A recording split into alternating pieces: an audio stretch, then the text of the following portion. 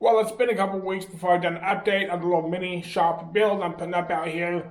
And I'd like to go ahead and go over what we've done in the last couple weeks. We had a lot of cold weather and a lot of wind, so that always is kind of a delay on trying to get stuff done. It should be going a lot better now because we now officially have all of the walls up, and we have 10 all put on, got the roof on, and so we just need to do a little bit of work with the 10 around a couple corners here and there to get it completely finished, but it's getting close to done. And let me go ahead and turn the camera around here and we'll go over on what I've done. Okay, we'll go ahead and get started here on the back side. And I had the ladder up here. I was just hosing down the roof, washing all the dust and junk off of it because I was getting ready to paint the roof with tar. And I want to make sure it sticks decent. And got the whole back wall here finished. And this tin right here, this white stuff, this used to be the side wall on this original white building. And we ended up putting it here in the back side. And our tin is kind of mismatched. We just used what we had. And I didn't buy anything because I'm low on funds. And I just blew all my money on that sheetrock and insulation. So I am glad we had the tin on hand, and it worked out really well. May not look the best, but I don't really care. It's on the back side even. And this is what I was talking about here. We need to get a couple small pieces cut, slid up under there, and get that patched up. And besides that, we're basically done with all this tin. And it's all pretty muddy out here due to hosing off the roof. And this side here, we used our best tin on this side because it was the biggest side and want to make sure it was covered decent. And then coming around here to the front, again we have more work that needs to be done here above the walk-in door and over there above the double doors. Now, these double doors, I'm going to take them out because they measure about 5.5 feet wide, which, if you ask me, is too narrow because our Kubota mower we use, it has a 5.5 foot wide cut. So it won't even fit inside here. So obviously I'm at least wanting something where I can drive the mower in here, do maintenance, work on it if I need to, without having to take the mower deck off of it. Now the door I'm going to be putting in, I'm probably just going to ditch these. And the door I'm putting in is going to be 8 feet wide. And it's going to come clear over here. And it's going to come right up here to this door post for the walk-in door. And so the 8-foot door is going to start from here, and it's going to be close to this wall. It's going to come up to about right here. So that's going to be a really nice door to be able to get stuff in and out of. I should even be able to pull in my little Mazda pickup.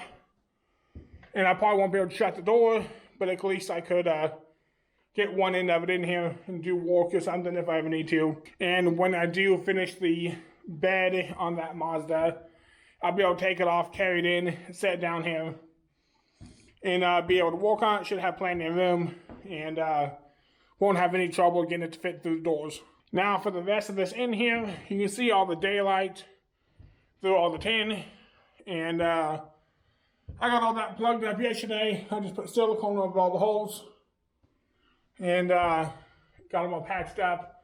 It was clear silicone, so you can still see daylight through it. I'm getting ready to start cutting insulation. I got 16 bales of insulation here, and that should be enough to do this hole inside. And I just got this table cleaned off so I can hopefully get it rolled out on the bench and get it all cut and everything pretty easy. Now I'm going to start back here and do the insulation on the back wall here and then on this wall straight ahead of me. And I want to get that insulated and sheetrocked first, along with the ceiling, so I can then get this bench here put back into its correct place in the corner, and then that'll hopefully give me more room to work in here, because right now it's a little bit cramped because these benches are not in the right places. Same with this bench here. It's going to go against this wall here. But first we got to put on the insulation, sheetrock, and then we'll be ready to move the bench up against the wall.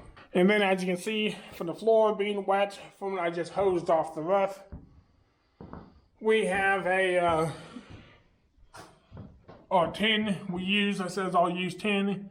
The ends of it was rusted, and some of it's pretty bad, and it has holes.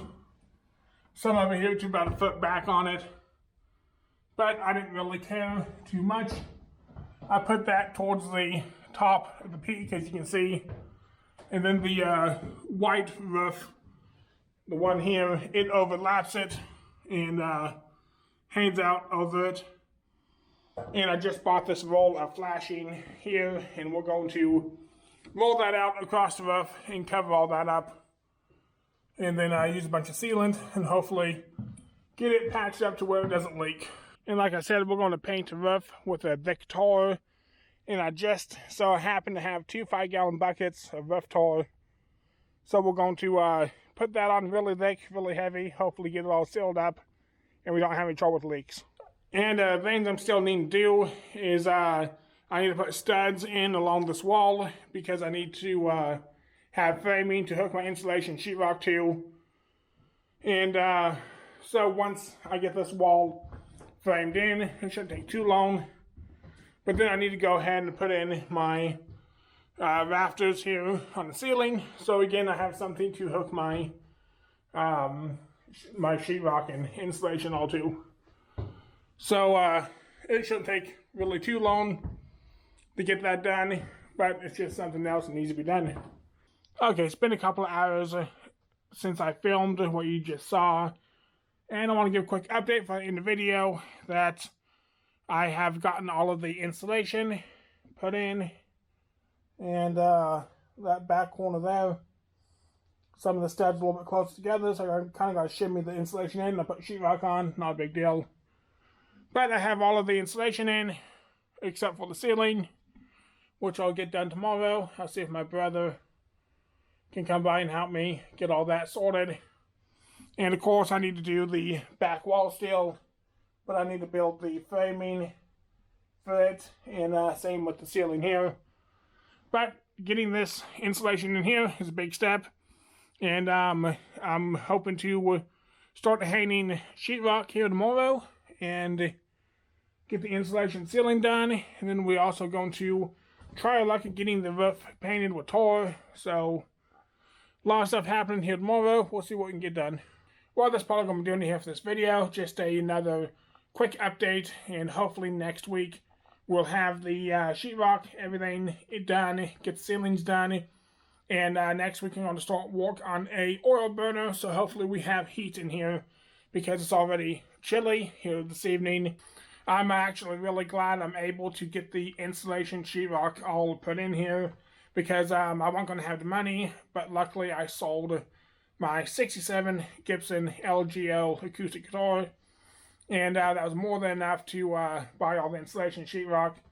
And I'm thinking it was for 16 bales of insulation and 10 sheet sheetrock, which I'm going to need another 12 sheets of sheetrock, I believe, to get the rest of it finished. But for the 16 bales of insulation, 10 sheets of sheetrock, and 5 pieces of the concrete board I'm using for the floor, and that came up to around $600.